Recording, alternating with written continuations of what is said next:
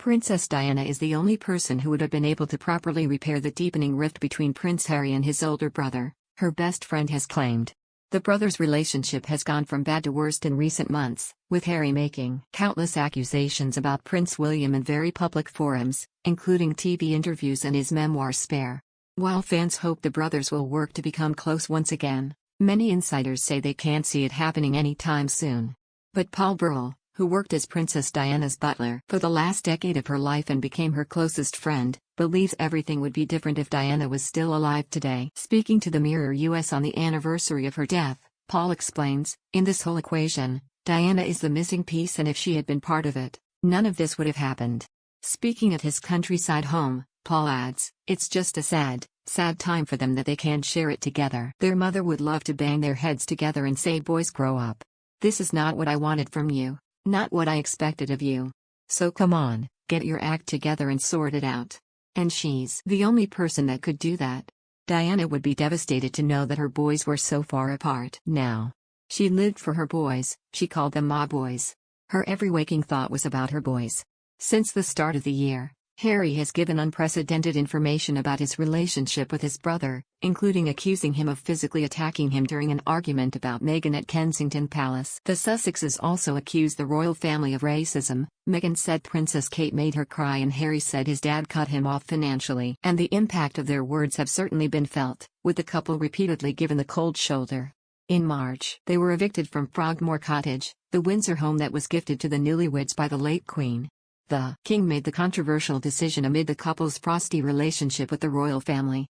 In May, Harry cut a lonely figure as he attended the King's coronation without Meghan and spent less than 24 hours in the country as he quickly flew back to America the same day.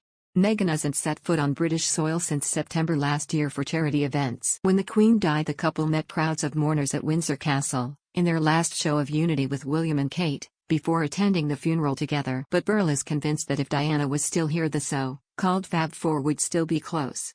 If Diana was still here, Harry would still be part of the royal family, he said. She would have ruled and she would have pulled them back together.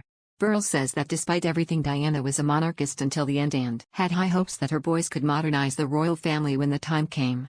Diana was proud that her boys were royal princes, that they would continue the tradition and they would be part of the royal family for the rest of their lives, he said. Diana's boys have even more reason to feel isolated a year after the death of their grandmother, Queen Elizabeth II. "I think Harry and William will obviously be thinking of their mother, they always do on her anniversary, but they have another death to think about, their grandmother," Burrell says, as the first anniversary of the Queen's death approaches next week.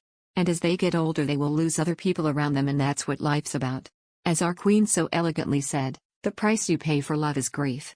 And they're learning that now. Both Harry and William are learning what grief is all about."